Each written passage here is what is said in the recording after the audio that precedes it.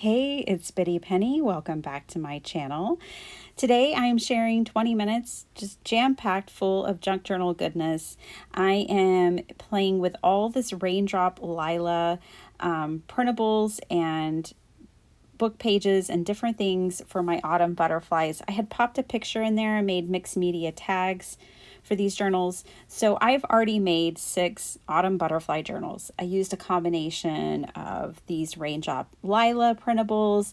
I used Antonio Makes as like my launching pad for it all. And then I've also used like book pages, tea-dyed papers, and all of that.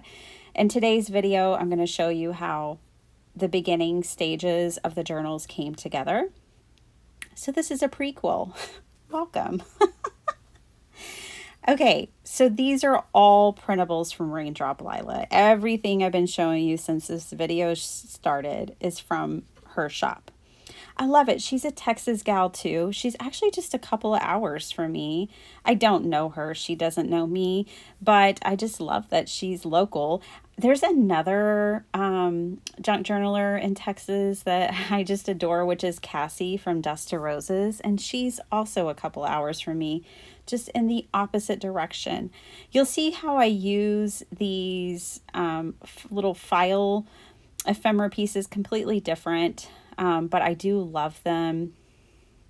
I think you could make a lot of cool projects with these, but I just made little journaling cards with them.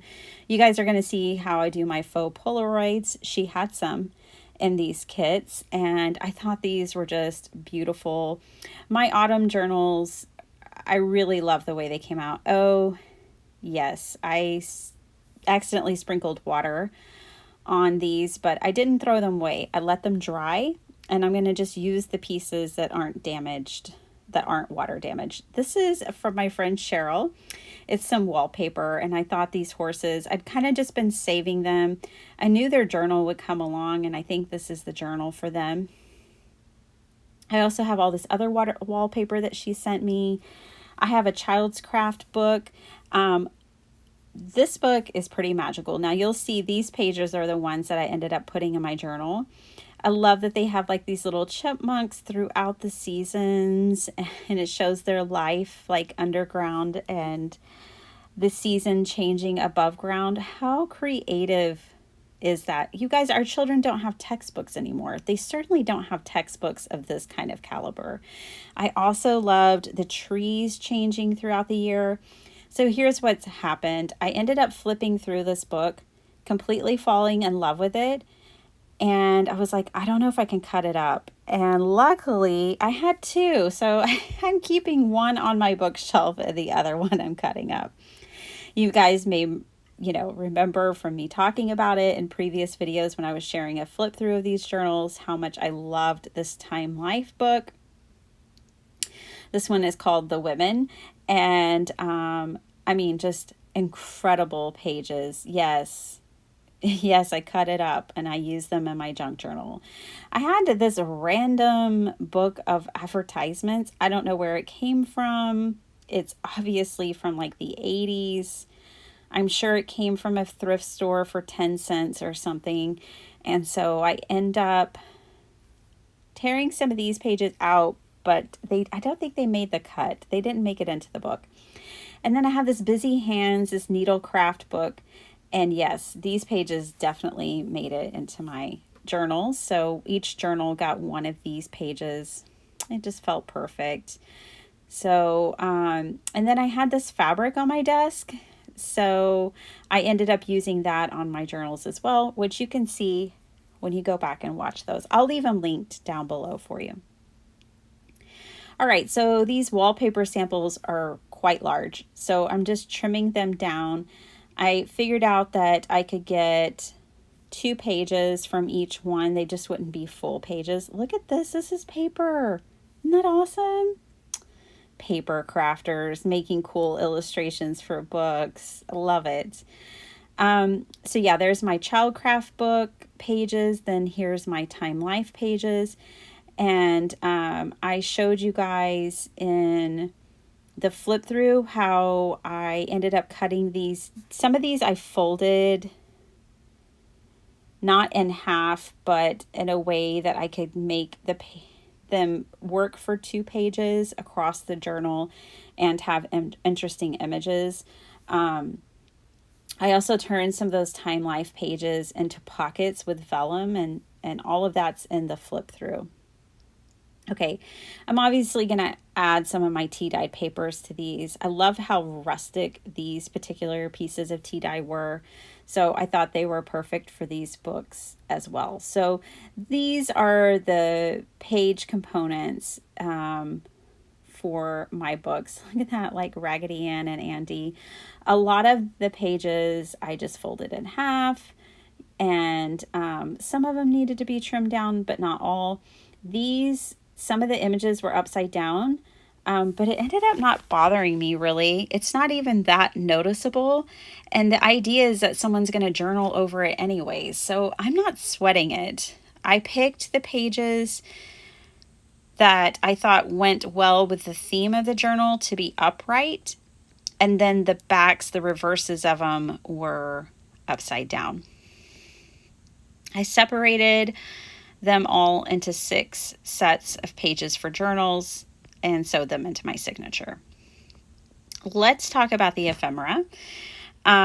So I basically kind of have like 4 sets here that I'm going to make with you guys. I'm showing you, I've got flowers, the faux Polaroids, everything that you saw, but now it's been fussy cut, essentially. Okay, and I want to just show you some different approaches that I took to working with this ephemera. So I had gotten this free paper pad in one of my orders from scrapbook.com. It's an autumn paper pad. It was perfect for these journals, and I just don't want to put it in my stash and leave it there and to use it 2 years later. I wanted to use it now. So it's called Fall into Autumn, and designed by Violet Studio. In case you're wondering, that's where that paper pad came from.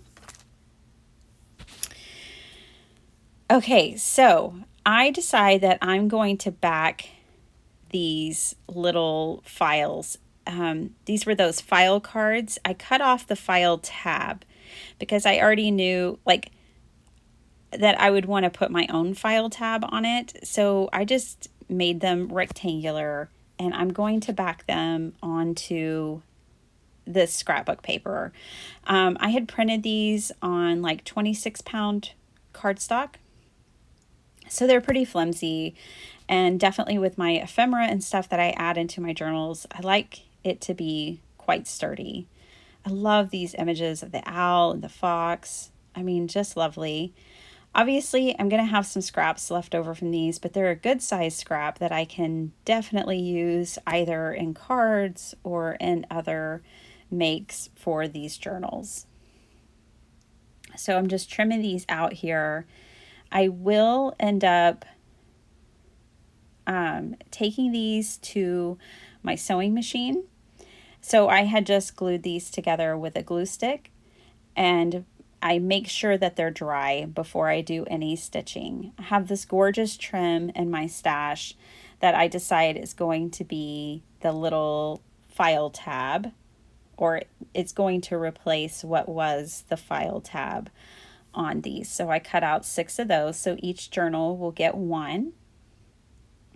And I just feel like, you guys, this is a very efficient way to making journals. If you're mass making journals, you know, you can mass make ephemera for them by making like, you know, for me, I chose to make enough of these pieces of ephemera that each journal would get 1. So 6 faux Polaroids, 6 of those little faux file ephemera pieces. You get the idea. And then you can fill it with lots of other ephemera as well.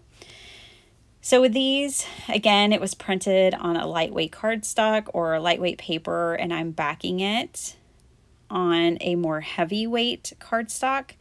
I want these to be sturdy and heavy, just like Polaroids used to be. And so I was able to get all 6 of those on one of these sheets. And now I will trim them up. I keep acetate, like all the acetate, little squares, big squares, all my scraps, and you can tell from the reflection here that I've already put acetate over these photos. So obviously all these photos are basically the same size. So I figured out the measurements for one, cut my acetate down 6 times, glued all of that on. I have videos on this on my channel, but I just use a touch of glue to adhere that acetate to over the photo. Okay, and that's how I create my faux Polaroids. Here I'm using this Tim Holtz stencil and some lunar paste, and the flower printable was just a little too dark for me. I mean, I could tell it was lovely, but I could tell it was lovely on my screen, but not so much in my printable. So I decided I would add a lot more to it by putting lunar paste through the stencil over the darkest part of this. And this is going to be a journaling card. So how many did I make? I made 6 of these as well. And this is just really a great approach, you guys. If you find something you like and you're making a set of journals, just replicate it. If you want to make small changes, you definitely could. Like, you could change up the stencil you're using. You could change up the lunar paste color that you're using, or whatever paste you're using, and get slightly different effects. Or as you see the way that I'm finishing these up, there's a lot of ways that you could kind of personalize each one. If you don't want to make 6 of the same thing and put them in the journals, I understand. You can always change it up slightly, but I would keep the gist of it, the foundation of it, the same, so that you can make multiples more quickly.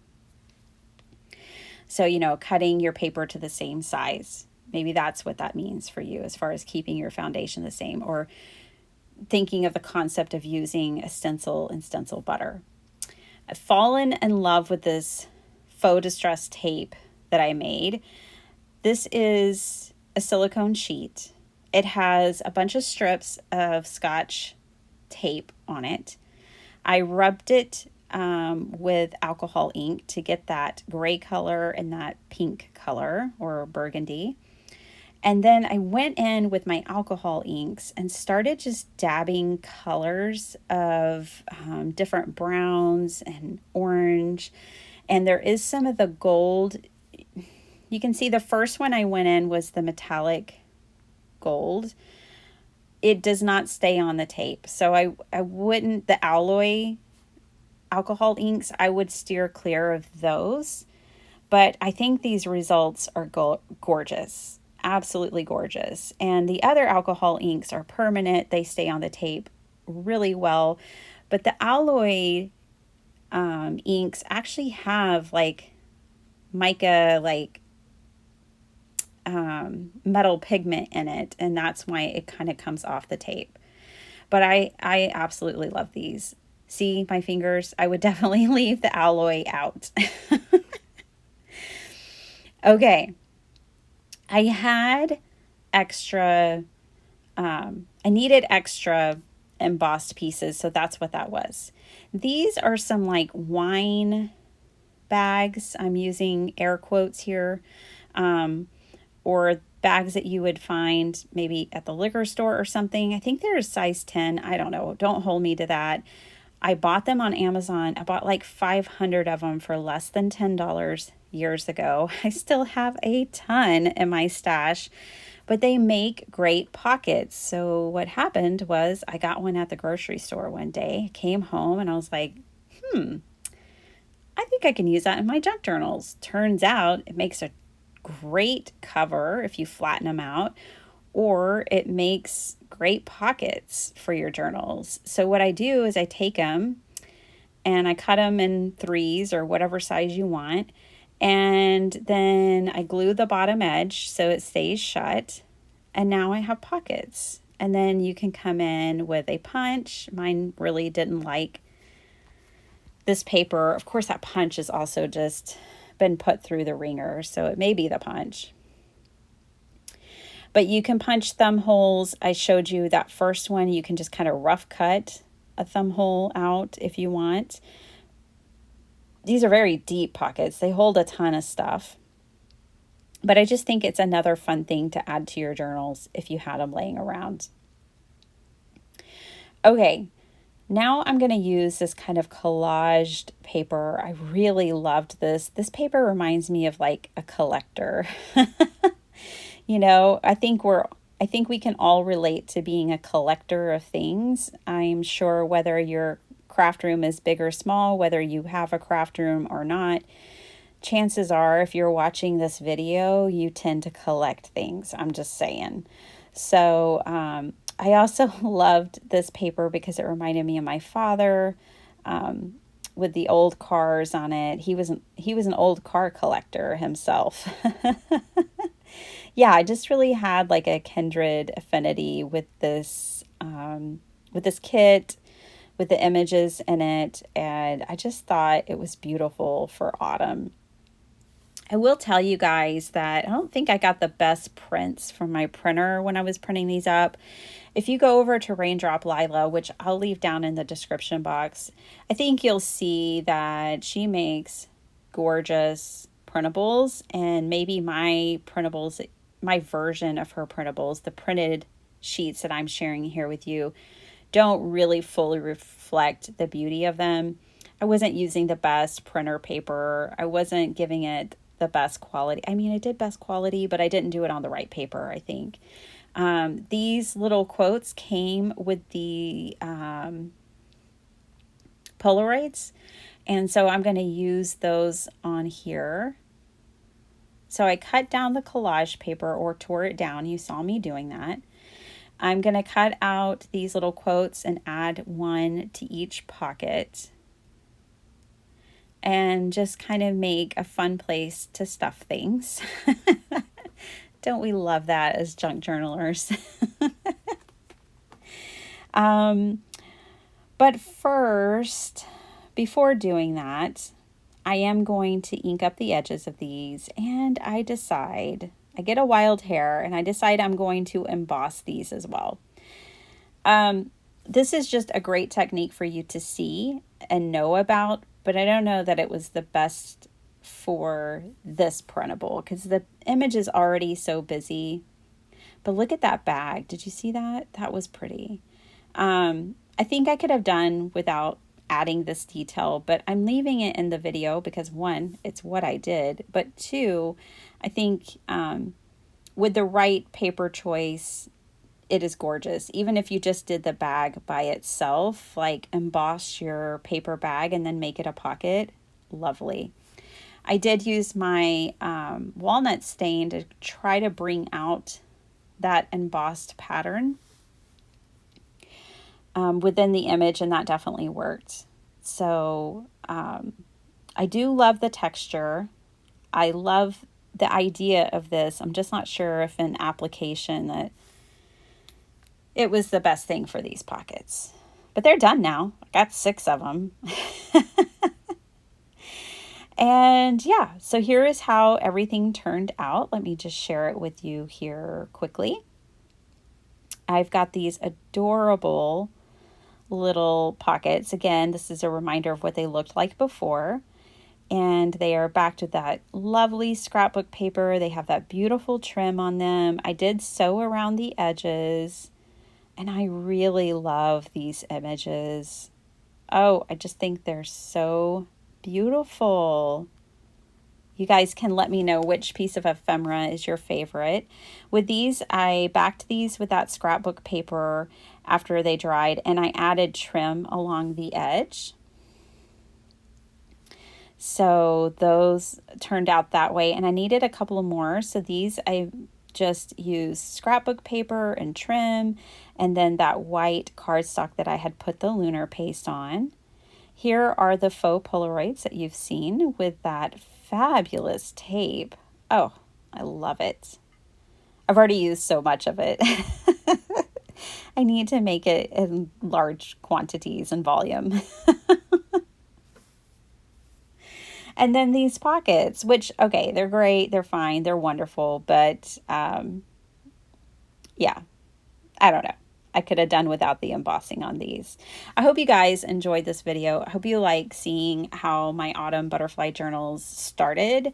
I'm not done with them yet, so yeah, you'll probably see another video as I finish up the ephemera and the details of the journals. But yeah, I hope this gives you some Friday inspiration, and I'll see you next time. Bye.